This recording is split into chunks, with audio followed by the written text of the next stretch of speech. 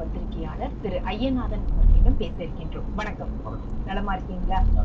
ED raid அமலாக்கத்துறை டாஸ்மாகுடைய நிர்வாகிகள், ஏன்னா முதல் ரைடு அந்த மார்ச் 6, 7, 8 நடந்த அந்த ரைடை பற்றி பத்திரிகையாளர்கள் கொடுத்த அந்த செய்தி குறிப்புல என்போர்ஸ்மெண்ட் டைரக்டர் அதை சொல்லவே இல்லை, கேள்வி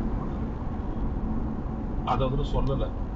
ஏன்னா முதல் ரைடு அந்த மார்ச் 6, 7, 8 நடந்த அந்த ரைடை பற்றி பத்திரிகையாளர்கள் கொடுத்த அந்த செய்தி குறிப்புல என்போர்ஸ்மெண்ட் டைரக்டர் அதை சொல்லவே இல்லை, எதன் அடிப்படையில் இந்த ரைடு நடந்துச்சு.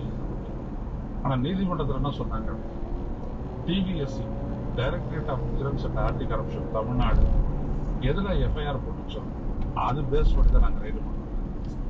இது கவனிக்கத்தக்க ஒரு விடயம்.